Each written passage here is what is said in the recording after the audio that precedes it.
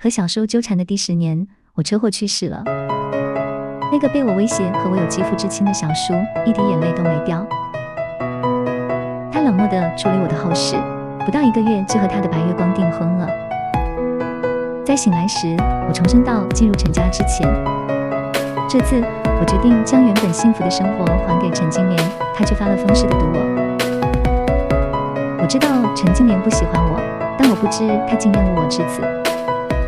警察通知他我的死讯时，他只是安静地听着，平静得像一个事不关己的旁观者。唯一说的话是叫他的助理确认死的人是不是我，而后将我的后事全权交给殡仪馆处理。我很想安慰自己，陈金莲就是这种性格，她其实很难过。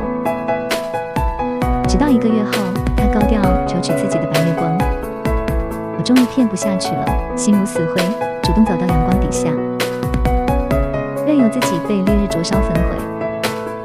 离散之际，看到陈金莲转头了，眼眶猩红，似乎有泪流出来。我清楚，那不是为我流的，那是因为娶到心爱的姑娘喜极而泣。原本以为我这样的人死后会下地狱，可我居然重生到搬进陈家之前。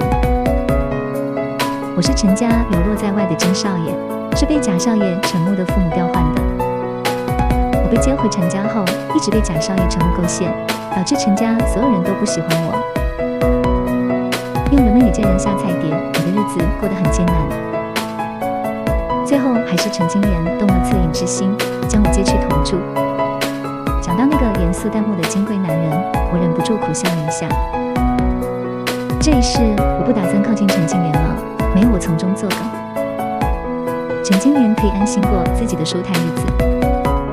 我抬头看了眼时间，再过3天，陈其山夫妇就会来找我。在此之前，我必须找个住的地方搬出去，避免一切和陈金莲接触的机会。找好房子后，我火速改了志愿，将大学改成离港城最远的北城大学。等我赚够了生活费和学费，就离开港城，永不踏足。我在网上找了个送外卖的活儿，每天忙的都没空想陈金莲。算了算这个月的钱，勉强够交学费。我喜滋滋地骑着小电驴回家，还没到门口，远远瞧见小区楼下停着一辆熟悉的黑色迈巴赫，瞳孔骤缩。我不信邪的明眼盯着车牌瞧，一阵熟悉到不能再熟悉的车牌号直直撞进我的眼睛，我下意识往后退了退。那是陈金莲的车。陈金莲这人长情，买了很多车，私下里却只开这一辆。那些闲置在车库里的车，全都落入我这个疯狂车迷的手里。我有些疑惑，陈金莲和陈其山的关系并不好。陈家老两口早些年一直要不上孩子，于是去孤儿院领养了陈其山。几年后，他俩怀上了陈金莲，哪来的子应该是很受宠的。只是陈金莲5岁时意外走丢，15岁才被找回来，比起流落在外的亲生骨肉，老两口更偏心一直陪伴在他们左右的陈其山。也有人说他俩关系不好，并不因为这个。小道消息声称，陈金莲是被陈其山故意弄丢的。陈金莲从未和我提过这事，我也不知真假，但关系不好这事是真的。因此，陈金莲不可能来找我这个素未谋面的小侄儿。我猛地一颤，除非陈金莲也重生了。那他应当也知道我重生了。我没有按照原定轨迹进入陈家，还在短时间内搬了家，稍微一想就明白了。我秒下唇，陈金莲应该也能想到，我都费尽心思躲着他们走，自然不会再进入陈家。他为什么还要大费周折地来堵我？想不通。但我现在并不想见陈金莲，我怕自己会忍不住当他面委屈地哭出声来。无理地质问他为什么要娶别人。有人尸骨未寒，有人却新婚燕尔。可我有什么资格这么说？我不过只是一个乘人之危的屁屁畜生。我以为陈金莲等不到人就会走。一连3天，每天晚上我都能在楼下看到他的车。陈金莲有时会靠在车旁透气，手里夹着一支烟，目光灰暗地盯着黑漆漆的窗口。我辨不清他的情绪，我只知道我的钱包瘪了。再这样下去，我就要喝西北风了。权衡再三，我开着小电驴停在他面前。陈金莲看见我，毫不意外，轻声道：“不躲我了。”这语气莫名有些宠溺，我旋即摇了摇头。贺觉，你真是疯了。陈金莲怎么可能宠你？之前那些自作多情的瞬间都忘记了。我以前也觉得陈金莲或许有一点点喜欢我，只是她自己不知道。她会在我和女同事聊天时不悦地蹙起眉头，也会在我生病发烧时任由我缩在她的怀里。那时的陈金莲几乎可以称得上是言听计从，百依百顺。这种温存的时刻太少，陈金莲多数时候对我是冷淡的，是不在意的，不论我给她准备什么惊喜，她都表现得很淡漠。喜欢这个词和陈金莲不搭。脸上突然附上一只手，陈金莲大手的温度烫红了我的耳朵，我听到她有些愠怒的责备：夜里温差大，怎么不多穿一件？说着，她将身上的西装脱下，披在我身上，搂着呆愣的我往楼上走。我吞了下口水，心口隐隐有些发酸，像是处在最接近幸福的时刻，心里却又明白一切都是假象。陈金莲摸进我的口袋，准确无误地掏出钥匙，打开房门。她开了灯，四处打量一番，眉心蹙起：“你以前就住这栋房子，够好了。我以前还住过猪棚。陈木的亲生父母对我不好，让我吃馊饭，稍有不顺心的事就打骂我。拇指粗的藤条打断了3根，要不是村长看不下去，我估计早死了。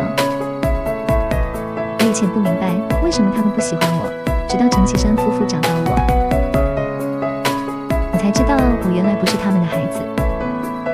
我的存在无时无刻不在昭示他们的罪恶，所以他们厌恶我。不过这些事没必要和陈金莲说，他要不喜欢我，他不会心疼我。我轻轻问了一声。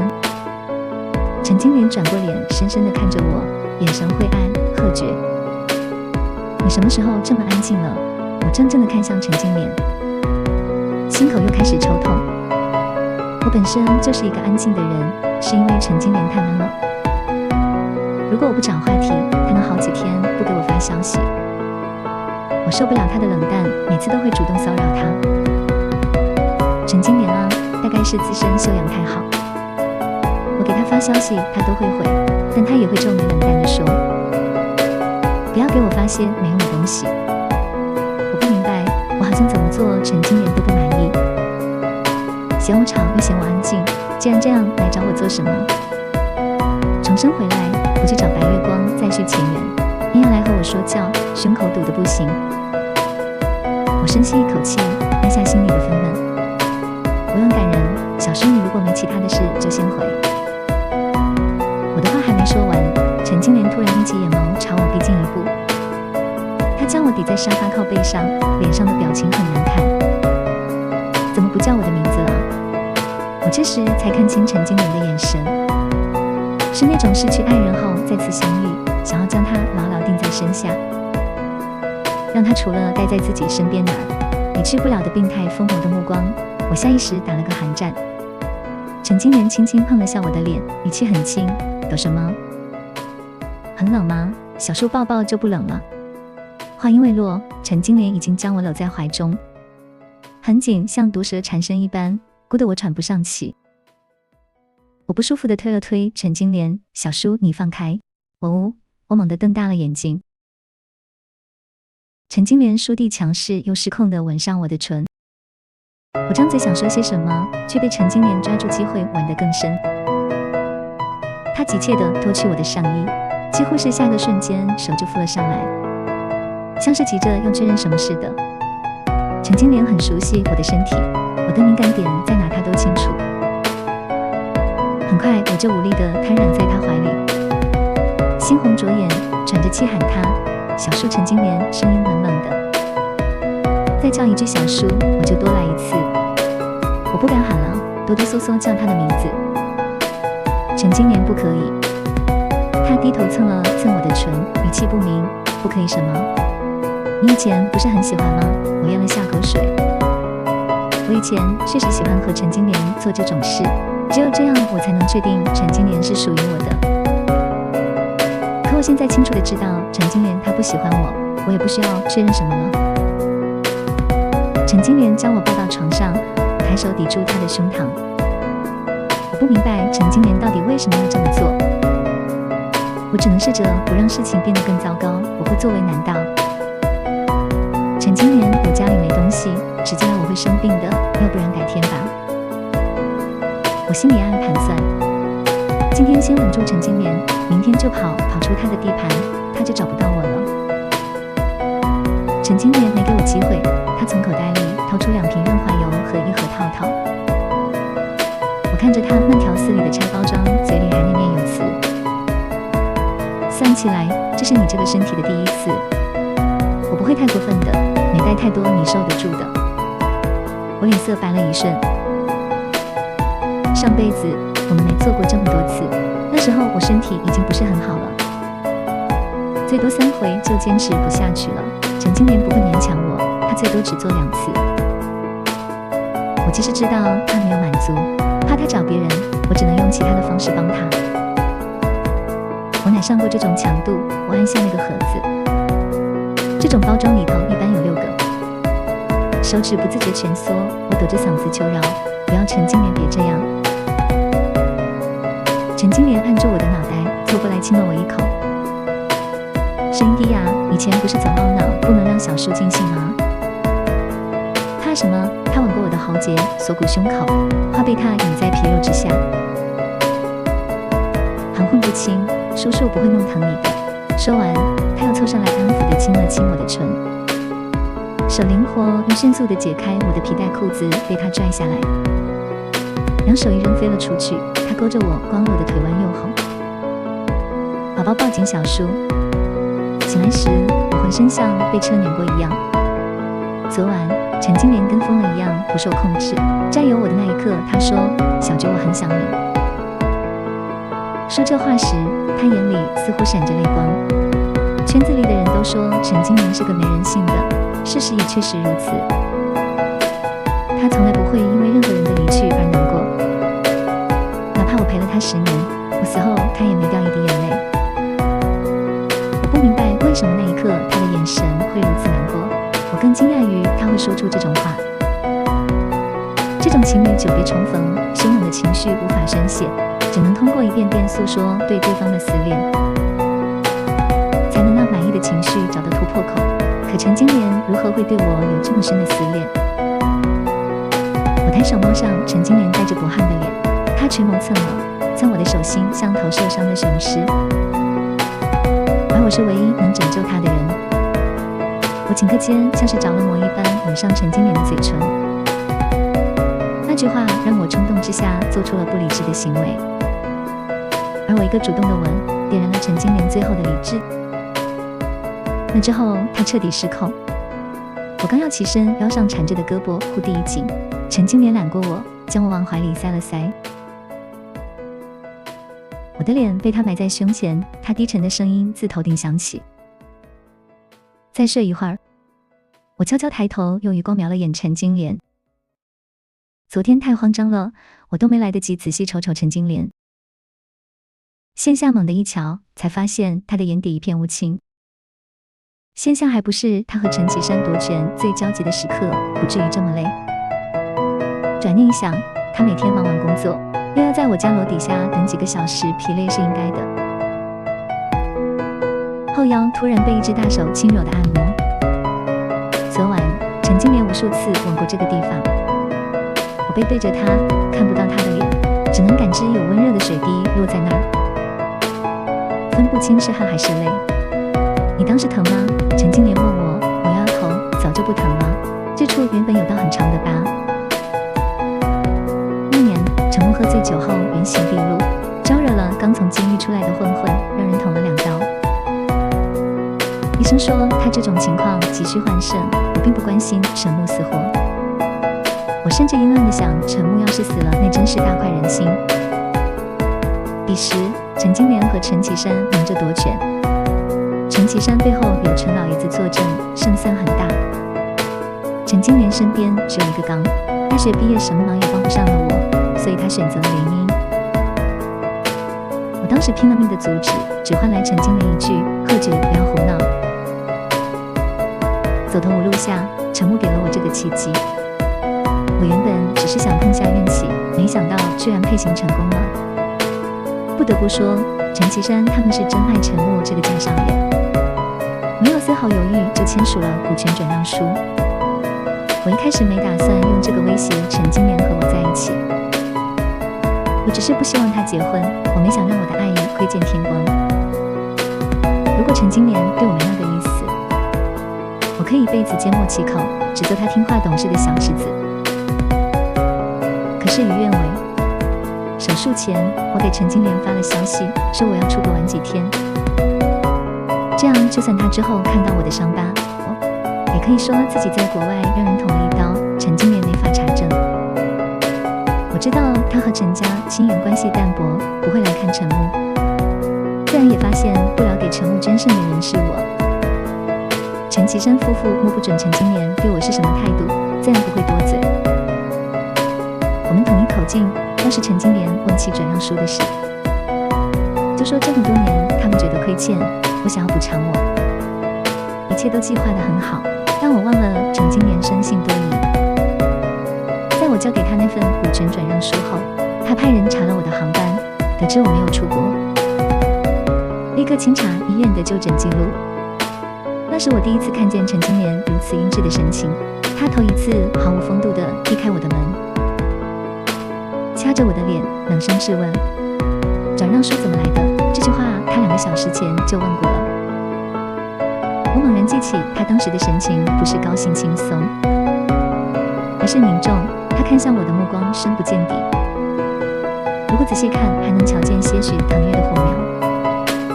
我那时就该知道他起了疑心，但我当时太开心了。给了陈金莲这份转让书，他就不需要联姻了。我有些害怕地吞了吞口水，硬着头皮把之前说的话重复一遍。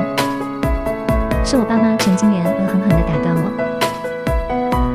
贺爵，你还敢骗我？他捏着我下颌的手不断用力，手下失了分寸，我疼得止不住抽吸。陈金莲没心疼我，目光寒凉。我觉得委屈，眼眶瞬间红了，心里也生出些怨气来。我还不是为了小叔你，我不这么做，你这样和不喜欢的人结婚。我只是想帮你。陈金莲音量陡然提高，我需要你操这份心。明天我会让陈木把肾还回来，你之后给我安分一点。再敢擅作主张，我打断你的腿。要不回来的，且不说陈老爷子那边过不过得去，单就凭我那颗肾在陈木身体里待了10几天，就不敢随便取回来。任何手术都是有风险的，即便是自己的肾，也有可能因为这些天出现排异反应。除非我的另一个肾出现问题，不然不建议再次手术，风险太大。陈金莲大概从医院那边听到这些话，气了好几天不回家，我给他发消息也不回。但他给我换了个厨师，原先的王大厨，四川人，给我做的都是我喜欢的重口味。现在换了个厨师，菜品变得无比清淡，很多东西都不给我做，问就是老板不允许。期间只有律师找过我，说陈金莲不接受我的股份，他让我有多远滚多远。我觉得这话他不是对律师说的，是对我说的。陈金莲不回我消息，我却能知道他的消息。私人侦探说，陈金莲3天前跑去把陈其山揍了一顿，老爷子差点都挨了几拳头，他简直杀红了眼。六亲不认，拖着陈木往医院走3天前。我算了下时间，明白了。陈金莲刚和我发完火就跑，去和陈其山夫妇商量还肾，估计没谈妥，把人给揍了。我心想，陈金莲还是在意我的，我等他气消了，再和他提股份的事。我等了1个月，没等到陈金莲赶来他要订婚的消息。看到热搜时，我大脑白了一瞬，好半天才反应过来，抖着手给陈金莲打电话。1一如既往，陈金莲不接我的电话，她似乎厌烦了我。我来不及多想，立马往公司跑。那次，我和陈金莲爆发了前所未有的争吵。最后，我流着泪口不择言，你把自己卖给许旭，还不如卖给我。话说出口的瞬间，我就知道没有回头路了。我看着陈金莲有些茫然的神情，扯了扯唇角，小叔我喜欢你。你既然能便宜别人，不如便宜我小叔。你试试我这种处男的滋味，一定怕。陈金莲将文件砸在我脸上，她没有收力，我的脸火辣辣的疼，但心里更痛，与文件一同来。这是陈金莲扎心窝子的怒骂，她说：“贺觉你他妈的真恶心。”她还说：“我是真心喜欢许旭，你别给我动什么歪心思。”能让陈金莲这样冷淡寡情的人说喜欢，那一定是很爱很爱。许旭这句话刺激了我，在失眠2个晚上后，我绑架了陈金莲的心上人，海风呼啸，猎猎作响。我看着姗姗来迟的陈金莲，让她做个选择，是选择和我在一起，还是要和许旭做对阴阳相隔的苦命鸳鸯。陈金莲面无表情地站在甲板上，风吹起她的黑色大衣。天光晦暗，她的面容比这11月的海水还要冰冷。看着看着，我忽然笑了。我知道了，陈金莲不喜欢我，就算搭上一条人命，她也不愿意骗我。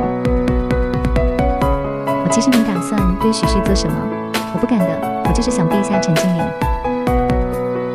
让她答应和我在一起，哪怕她不是心甘情愿的，只要她待在我身边就好。可对上陈金莲那锋利如刀的眼神，我突然就不想要了。我将许旭扔给她，转身决绝地跳了海。大抵为人命都长，我被救了回来，身体更差了。我出院那天，陈金莲依旧不在。我没有回家，也没有给陈金莲发消息，约了些狐朋狗友去酒吧，打算把自己这条烂命作死。如果我命运依旧没死成，我就不要陈金莲了。上天给我这么多次机会，我总要为自己活一次。我喝得正上头，酒吧门被人暴力踹开，撞到墙上，发出一声巨响。陈金莲铁青着一张脸走进来，冰冷的目光凝在我脸上，厉声呵斥：“全都给我滚出去！”屋里很快安静。我坐在原地，有些茫然，不知道陈金莲发什么疯。她满身戾气，一个箭步过来，将我的酒杯摔到地上，抬臂扣着我的胸口，将我压在沙发上，咬着牙怒骂。我一眼没盯着，你就跑出来作死是吗？他恶劣地揣测我，想通过伤害自己让我和你在一起。贺觉，你觉得我在乎你这条烂命吗？心口像是被扎了一刀，好疼。陈金莲总能找到我最脆弱的地方，将我的心搅得血肉模糊。我泄了气，瀑布一般任它压着，没有任何挣扎。我阴暗地想，既然我在陈金莲心里这么卑鄙无耻，那不如就让他恨我，恨或许会比爱更长久。我吊儿郎当地勾起唇角，慵懒地抬了下眼皮，故意刺激陈金莲。是啊，我就是故意的，小叔，既然不在乎，那就回去，别让我碍了你的眼。你放心，我今天就是喝死在这里，也不会让殡仪馆那边通知喝酒。陈金莲冷着脸，抬手给了我一巴掌，我的脸瞬间高高肿起，可见陈金莲用了十足的力气。他掐着我的脖子冷笑，眼底滚着熊熊燃烧的怒火。忽地，他轻笑了一声，表情阴鸷到了极点，眼神冷得骇人。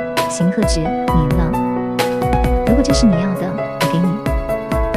话音刚落，他将我翻了个面，大力将我的裤子撕了个洞，我害怕地瑟缩了一下。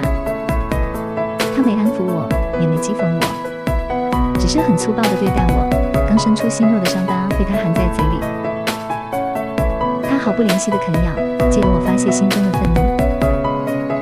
我几乎是疼晕过去的，我是个既吃不记打的人。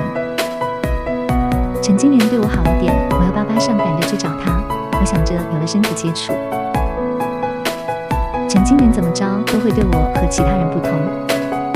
说不定日久生情，没准哪一天他就爱上我了。他倒也不拒绝了，等我伤好了，便任由我爬上他的床。他在床上其实并不温和，但除了第一次，后来的每一回，他即使再凶再急，吻我腰侧那处伤疤时，还是会格外轻柔，似乎是怕我痛，又像是怕中了自己会疼。他这点微不足道的联系，总会让我贪恋，也正是那点温情，让我坚持了10年。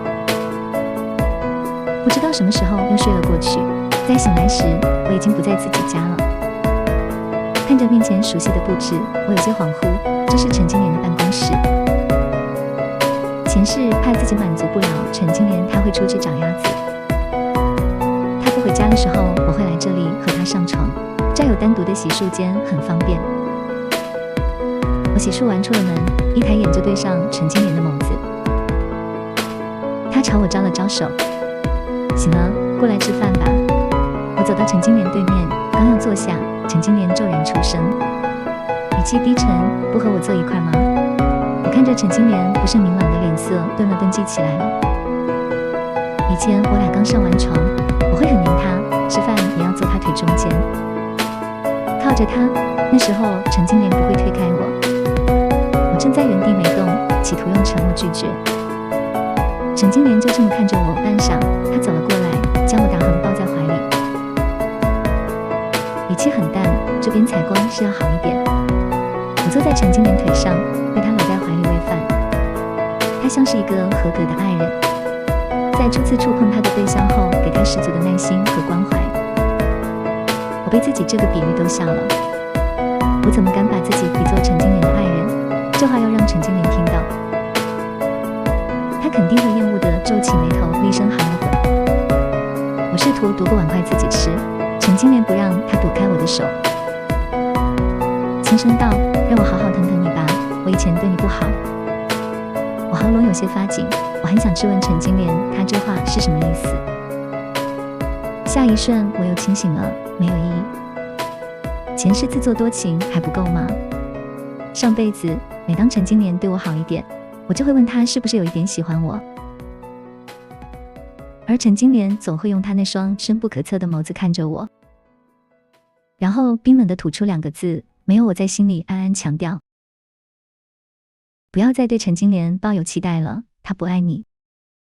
这顿饭吃得很沉默，陈金莲把我当小孩养，喂饱我，他自己才吃饭，饭都凉了。我挣扎着想离开，陈金莲不放我走，他箍住我的腰，下巴蹭了蹭我的头发，低声道：“陪陪小叔，我正脱不开，只能依他。”吃完饭，陈金莲起身收拾桌子，我终于从他的桎梏中脱身，理了理自己的衣服，往门外走，还没走到门口，就被陈金莲堵住了。去哪儿赚钱？我学费还没凑齐。陈金莲递给我一张卡，揉了揉我的脑袋。现在有钱了，不准去送外卖了，你都累瘦了。我想再说些什么，陈先一步被陈金莲含住，他吻得很深很急。过了很久，他才松开我，看着我的眼神十分缱绻，抬手用手背碰碰我的脸，声音带着一丝央求：“小叔很久没见小教了，小教陪陪小叔好吗？”我答不答应其实没多大区别，我不答应陈金莲，也不让我离开。他像是得了什么病，非要让我陪在他身边。我索性不挣扎，收了卡，缩在休息室里写代码、炒股票。我其实知道怎么快速挣钱，不然前世也不可能开创自己的游戏公司。但赚钱首先得要有钱。重生归来，我连衣食住行都成问题，别说碰股票了，买张刮刮乐都得纠结半天。既然陈金莲愿意提供原始资金，不如就先借他的钱用用。我在休息室打了2个多小时的代码，刚伸了个懒腰。余光瞥见陈金莲不知在门口站了多久，眸色莫名地盯着我，我迟疑地开口：“有事吗？”陈金莲没说话，她快步走过来，伸手抱住我，按住我的后颈亲了上来。她扣着我的脑袋，不准我逃离，直到我呼吸不上来推她，她才消停，鼻尖抵着我的鼻尖，语气低缓阴哑：“哪个个小时你都没来找我，仔细听还能听出些微妙的委屈，好吧？我以前确实很黏陈金莲，我在休息室隔不了几分钟就会去看她一眼，实在忍不住就跑过去亲她一下，在她生气前又利落的跑开。有时候给陈金莲聊火了，被她按着修理一顿。我开口发誓不作妖了，她才大发慈悲的放过我。不过我从来不听话的，现在安安分分的待在休息室，确实不像我之前的作风。我顿了顿，终于问出口：陈金莲，我不爱你了，这不是你想要的吗？反正你不爱我，你可以去结婚，去娶白月光，去过自己的生活，我成全你了，你为什么还要来纠缠我？陈金莲垂眸对上我的视线，她眼里隐隐闪出些许痛苦，好半天才抬手扶上我的眼睛，扬声道：贺芷，我不会再被你骗到了，我曾经因为你的口是心非错过一次，这次我不会再犯傻了。我缓慢地眨了下眼睛，问他：你说什么？陈金莲低头将脑袋埋在我的颈窝，沉闷的声音自耳边传来：你以前和朋友说你就是玩玩我，你说没玩过像我这样冷淡殆尽的人，等我喜欢上你，你会立马甩了我，你还让会所的男模排队，等你拿下我就来宠幸他们。听到这番话前，我已经对你动心了。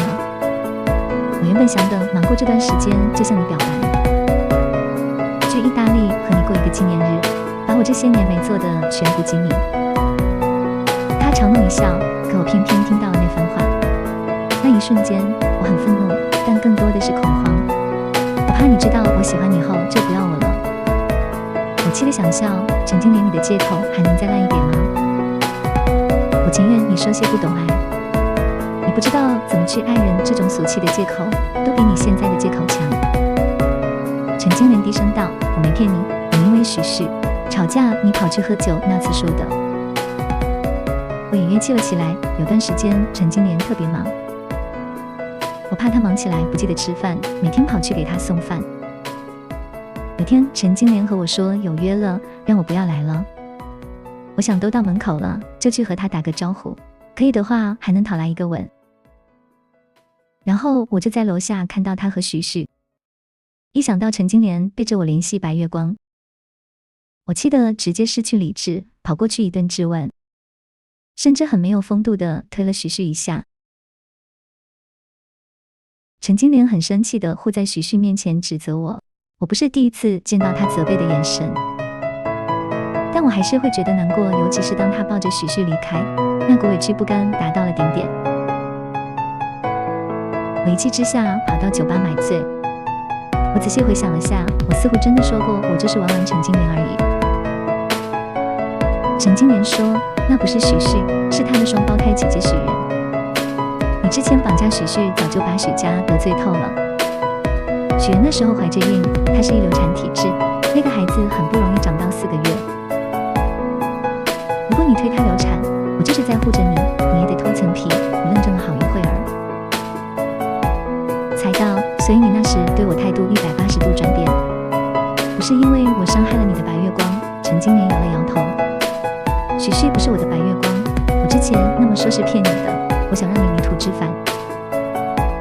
后来不和你解释，是为了让你有危机感，这样你就不会抛弃我了。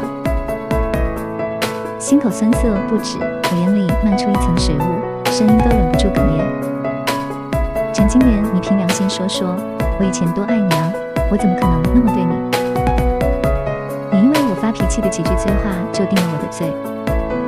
我要是真不喜欢你，我还能为你丢了一颗肾。我能那么卑微的跟在你身后？陈金莲抹着我的眼泪，眼眶也红了。她将我抱在怀里，一下又一下地拍着我的背，轻声解释。我一开始很生气，但平静下来后又觉得，如果你不爱我，为什么要拿自己的肾给我换10%的股份？我刚要冷静，就听见有人问了，你说你不主动去等陈其生夫妇找到肾源，你就什么都拿不到了。现在你有了10%的股份，拿给我卖个人情，之后你就是玩命了。和我闹掰了，要是创业遇到困难，还可以道德绑架我给你出资，怎么样你都不亏。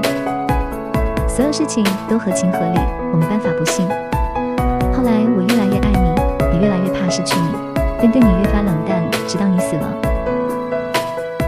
听到消息那一刻，我觉得所有情感声音色彩，周边的一切都离我远去。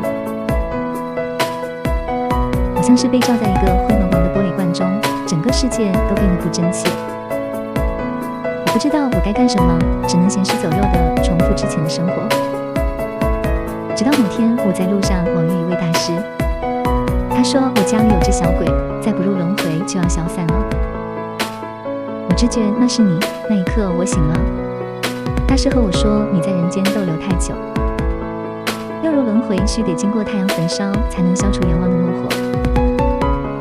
最好是心甘情愿，如果不行，需要他信任之人用法器捕捉，才能避免入轮回时遭罪。我下不去手，我没办法杀了你，我想赌一把，你或许爱我。所以我和许旭交易演了那场戏。我赌赢了，可我又输了，我再一次失去了你。听着陈金莲的话，我眼泪止不住地往外流，心脏闷闷地泛着苦水。苦意攀上舌尖，我整个人难受地蜷缩起来，似乎这样能好受一点。陈金莲没再开口，她就这么安安静静地将我圈在怀里，不断抚摸着我的后背。那天后，我和陈金莲的关系变得有些奇怪，说不上来的别扭。她似乎很想把之前我让她做她却没有做的事都补齐。我以前的要求黏人又变态，陈金莲丝毫不觉得有什么问题，天生她记性又好，每一个我在什么时候说的要求她都记得。我想告诉她，记错了都没法反驳。那晚，陈金莲问我能不能原谅她，再给她一个机会，我没有回答。说实话，我还爱她，我很清楚自己这颗心在面对陈金莲时总会不受控制的失序，可那10年痛彻心扉的过往不是那么容易磨灭的。我的热情早在一次次挫败中消磨殆尽。陈金莲察觉到我的沉默，便不再问了，她只是变得有些患得患失，总想黏着我。陈金莲似乎成了以前的我，时不时要来抱我一下，讨要一个吻，或者通过激烈的床事来确认我对她的感情。临近开学，陈金莲将我圈在怀里，给我看港城大学附近的房子。她将下巴搁在我的头顶，手指不紧不慢地翻页。这是我在你大学附近租的房子，你挑一个吧，我到时候搬过去和你一块住。我生气微不可察地僵了一瞬。陈金莲一直观察我的反应，她将我的僵硬尽收眼底。似乎是意识到了什么，她问我，你志愿填哪儿了？我回头看着陈金莲逐渐泛红的眼尾，从床头柜里拿出收到的录取通知书。陈金莲可能以为我和上辈子一样选择了港城大学，也就没管我的录取通知书。我其实想过要不要开口，后来想想算了，迟早会知道。能晚一天，陈金莲便能多高兴一天。陈金莲看着北城大学4个大字失了神，好半天才找回自己的声音。她起立克制住发颤的嗓音说，没事，北城也挺好的，现在交通发达，我会经常去看你的。陈金莲在自我宽慰，仿佛这么说她就可以忽略我，不能时刻陪在她身边的痛苦。那晚她抱着我一夜未眠，我能听到她下床抽烟的动静，可我没有去安慰她。我其实不信的，我不信陈金莲爱我，她怎么突然就爱我了呢？所以我害怕待在她身边的每一秒都在害怕，我怕时空错乱伤了她的脑子，让她误以为自己爱我。如果是这样，等某一天她清醒了，我又成了纸没人要的可怜虫。往后几天，陈金莲更是离不开我，她似乎想把我拴在裤腰带上，走到哪儿带到哪儿，连洗澡也要和我一起。我被她压在浴室，她有着我的耳朵低喘，小觉不要喜欢上别人，等等我。我手指蜷缩了一下，终是什么话都没说出来。陈金莲咬着我的肩膀，后背滚落的不知是热水还是她滚烫的泪水。开学是陈金莲送我去的，我被人欺负，给我的室友准备了礼物。室友笑呵呵地说，我有个好小叔，我不置可否。离别前，陈金莲抱着我说，要给我回消息，不然我会担心。或许是怕我要打算糊弄过去。陈金莲在我颈侧磨蹭了一下，闷声哼气道，小绝，求你了。我心一紧，终是心软地点了下头。陈金莲的消息自他上车开始就不停轰炸，有肉麻的情话，也有他报备的行程。他说会来找我，但其实并不能很好的实现。来见我需要提前把那几天的工作完成，才能抽出时间，但也不是完全见不着。陈金莲经常和我打视频，一天3个打的室友都怀疑我是不是个巨婴。突然有点后悔没听陈金莲的话搬出去住。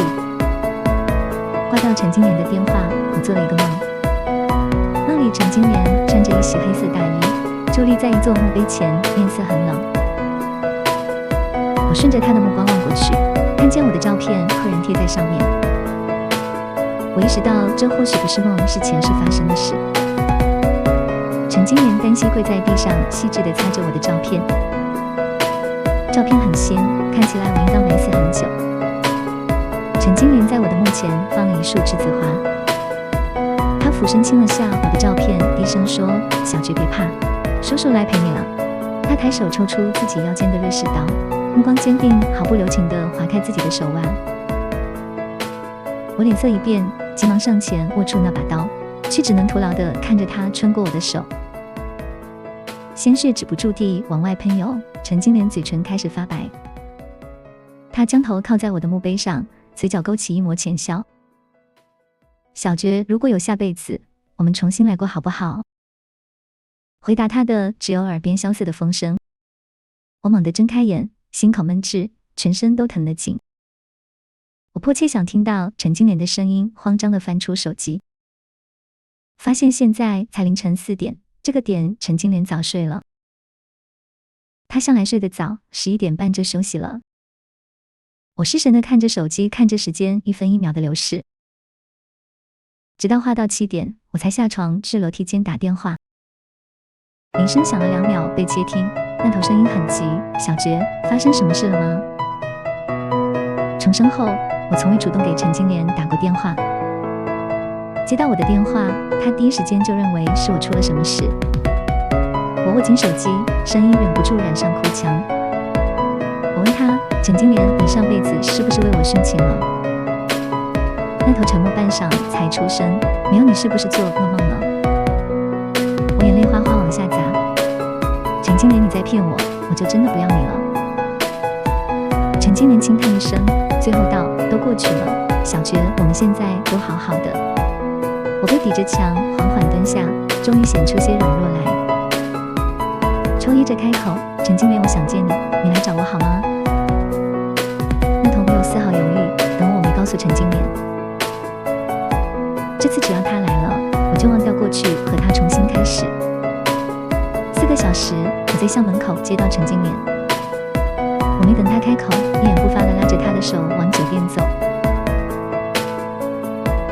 当我入住，我急切地吻上陈金莲的唇，扯着她的衣服将她往床上推。陈金莲心疼地抱住我，安抚地捏着我的后颈，替我调整我乱的呼吸。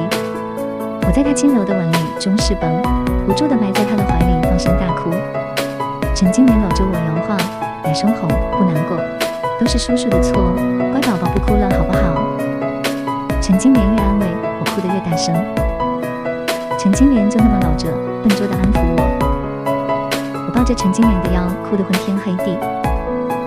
终于哭够了，陈金莲下床给我端过来一杯水，嗓子都哑了，喝口水润润。我就着陈金莲的手喝了几口，情绪慢慢平复。我深吸一口气，终是下定决心道：陈金莲，我们重新开始吧。陈金莲端水的手一抖，好半天才缓慢转过脸来。她扶上我的脸，声音嘶哑：会委屈吗？慢一点原谅我也没关系。我吸了吸鼻子，摇摇头，将心比心。如果我是陈金莲，听到那番话，大概率会和他做出同样的反应。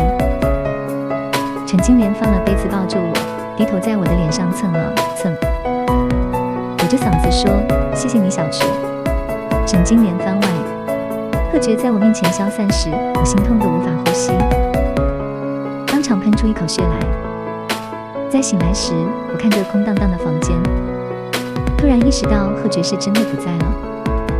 贺觉死后，我精神恍惚，死活不愿意接受他离去的事实，于是欺骗自己，他还活着，他只是出了趟远门。现在我亲眼看见他死在我面前，我没办法再骗下去了。我终于去警局拿回贺觉的遗物。警察说，车上原本还有个蛋糕，但是太久了，只拍了张照片，蛋糕被渲染的已经看不出原来的样子了。我忽然记起来，贺觉是超速行驶撞上了路障，心里隐隐有了答案。他是为了赶回来给我过生日才出的车祸。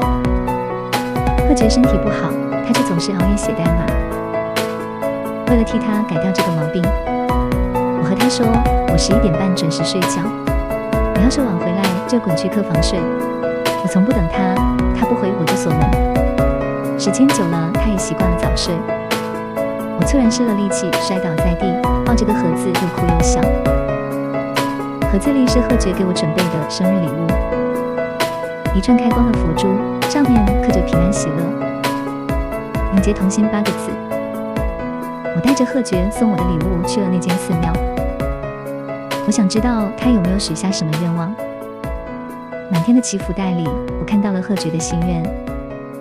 别人来这里许愿，他来这里发泄。